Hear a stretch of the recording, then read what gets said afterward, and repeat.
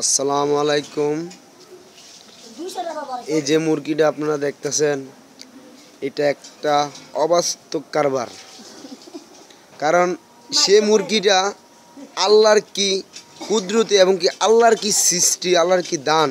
সে মুরগিটা একজন মহিলার থেকে একজন পুরুষহীন সত্যিকারের বীর পুরুষ হয়েছে এই মহিলাটা। ঠিক আছে, আপনারা দেখবেন, সেটা দেখেন, নিজের চোখে দেখেন, সেটা দেখতে অবশ্যই রাতার মতন দেখা যায় এবং কি পুরুষের মতন দেখা যায়, কিন্তু না, এটা একটা মহিলা। ঠিক আছে, এটা আজ থেকে এই 2-3 মাস আগে, ঠিক আছে, এটা পুরুষ হয়েছে। আর আর বাকি সময়গুলো ওই মহিলা ছিল, ওই বাচ্চা উঠাইছে, ডিমও উঠাইছে, এর সঙ্গে ওই বাচ্চা লয়ে খেলছে। আল্লাহর কি সৃষ্টি, আল্লাহর কি কুদরতি। ওই এখন এই মুহূর্তে এই 3 মাস আগে ওই কি সুন্দর করে আল্লাহ নিজে বানিয়ে দিয়েছে ও একটা পুরুষ। ঠিক আছে, আপনারা যদি ওকে দেখেন অবশ্যই লাইক দিবেন চ্যানেলটিকে। ঠিক আছে, এতে মজিদ সরকার এবং কি রকিবুল হাসান। দেখেন মুরগিটা কালার দেখেন আপনারা। হ্যাঁ দেখেন, সে মুরগিটা পালে মোহাম্মদ মজিদ। এই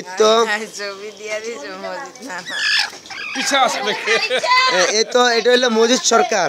এই মোরগটার মালিক মোহাম্মদ মজিদ। তার কথা মতন একটু তার বক্তৃতা আমরা একটু তুলে ধরবো তার সামনে থেকে। আপনি কি বলেন এই মুরগিটা নিয়ে? এই মুরগিটা ছিল কি হয়ে গেছে রাতা। আর কি বলার আছে, মানে এই মুরগিটার সাথে আপনার আর কি সম্পর্ক বলার আছে? এই মুরগিটা কিভাবে কোন অবস্থায় মুরগিটা কেন রাতা হয়েছে, আপনি কিছু বলবেন? ডিম পারতো, ডিম পারার পরে এরপরে এখন বর্তমানে রাতা হয়ে গেছে। ও আচ্ছা, ঠিক আছে, এখন এটা রাতা, তাই না? ঠিক আছে, এ তো মানে অভাবিক দেখা যাচ্ছে রাতার মতন, কিন্তু সত্যিকারের রাতা নাকি? যে আপনাকে সঠিক শিওর ওই মহিলার থেকে পুরুষ হয়েছে, আপনি কি শিওর অলরেডি? ওকে, তাই আপনি এই মুরগিটার আজকে কয় মাস ধরে পালতেছেন? প্রায় 1 বছর। প্রায় 5 বছর পালতেছেন? মাশাআল্লাহ। তো এই মুরগিটা কি ছাও দিচ্ছে? বাচ্চা কটা দিছে? বাচ্চা দিছে 12টা পারছে। ডিমে 12টা পারছে, আলহামদুলিল্লাহ। এই মুরগের বাচ্চা কি আপনি বাজারে বিক্রি করেছেন? হ্যাঁ, মুরগের বাচ্চা বিক্রি করেছি। ও আচ্ছা, ঠিক আছে। তো আপনার সাথে আমি একটু আন্তরিক যাতে কথা বলে খুশি নিলাম। এই মুরগাটা একজন কি তা পুরুষ, তাই না?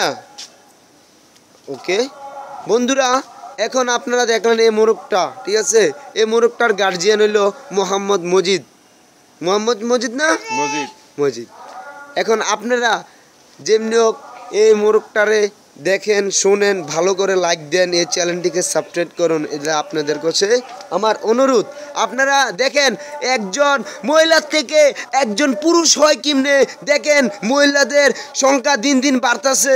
আমাদের আল্লাহ মহিলাকে পুরুষ বানিয়ে দিয়েছে কেন, সেটা আপনাদের কাছে আমার উত্তর রইল এবং কি আপনাদের কাছে আমার প্রশ্ন রইল। আপনারা এই উত্তরটা সঠিকভাবে দিবেন। আলহামদুলিল্লাহ।